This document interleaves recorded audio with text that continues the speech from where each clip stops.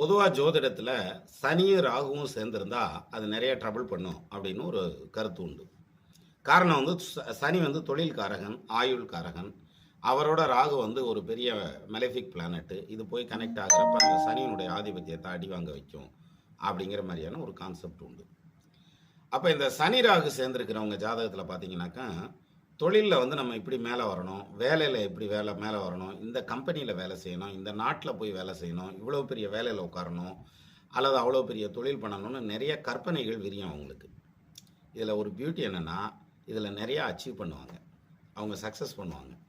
சரி, இதில் சனி ராகு காம்பினேஷனில் ரெண்டு சைடும் நடக்கும். அதாவது நெகட்டிவான பலன்கள் அப்படின்னு எடுத்துட்டா, இந்த கற்பனையினாலேயே ஓவர் கான்ஃபிடென்ட்டில் நிறையா செலவு பண்ணி ஃபைனான்ஷியலாக ட்ரபிளை சந்திக்கிறதுங்கிறது ஒரு பக்கம் தொழிலை நிறுத்திடும்.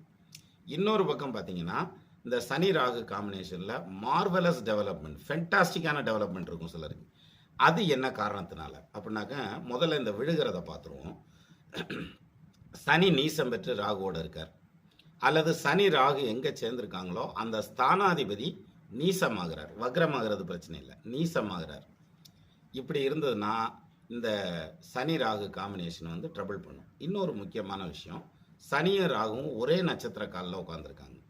அப்படி இருந்தாலும் பிரச்சனை வரும். ஸோ இது வந்து நெகட்டிவ் பெர்ஸ்பெக்டிவ்.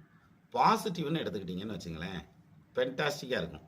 அதாவது மகரம், கும்பம், துலாம் இந்த 3 ராசியில் சனி ராகு காம்பினேஷன் இருந்தால் அவங்க தொழிலில் அவங்க கோலை ரீச் பண்ணிடுவாங்க. First point.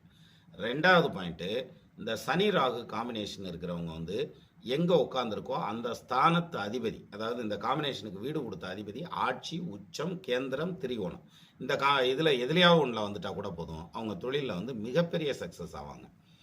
சனி தசை ராகு புத்தி, ராகு தசை சனி புத்தி, அந்த டைம் மட்டும் கொஞ்சம் டிஸ்டர்பன்ஸ் இருக்கும்.